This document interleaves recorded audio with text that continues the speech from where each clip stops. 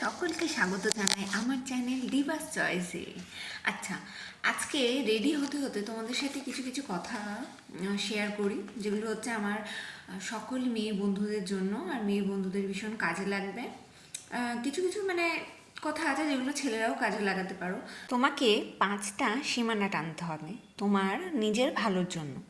ঠিক আছে, প্রথমত দেখো, একটা হচ্ছে তোমাকে সারা দিনের মধ্যে একটা নির্দিষ্ট ঘুমের সময় বার করতে হবে, যখন তুমি হচ্ছে পরিপূর্ণ একটা ঘুম দেবে, যেটার জন্য তোমার শরীরটা আর কি ভালো থাকবে। ঠিক আছে, আর একটা টাইম তোমাকে বার করতে হবে যে এই টাইমে তুমি তোমার কাজ করবে, সে তোমার পড়াশোনা হোক বা তোমার কাজ হোক বা যাই হোক, এই টাইমটা তুমি তোমার কাজের জন্য লাগাবে আর এই টাইমটা তুমি প্রপার একটা ঘুম দেবে। সেটা আগে তোমাকে একটা রুটিন বানিয়ে নিতে হবে। 2 নম্বর হচ্ছে, যে দরজা একবার বন্ধ হয়ে গেছে সেটা যেন আর খোলা না হয়। তার মানে পুরনো যে সম্পর্ক বা পুরনো যে অভ্যাস তুমি ফেলে এসেছো সেটা যেন আর চালু না হয়, সেটাকে বন্ধই রাখতে হবে।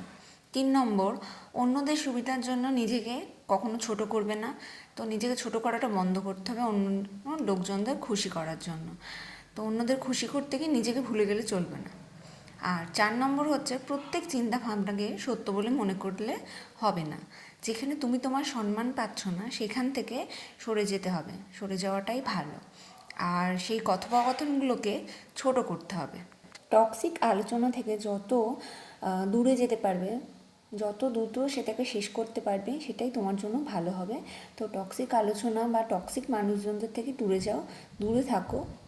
আর সব শেষে বলবো, নিজেকে করা যে প্রমিসগুলো আছে না, যেগুলো তুমি ভাবছো যে হ্যাঁ করব, এই তো করব, আবার পরে করব, এইগুলোকে পরে পরে না করে এবার এগুলোকে করে ফেলো, প্রমিসগুলোকে রাখো।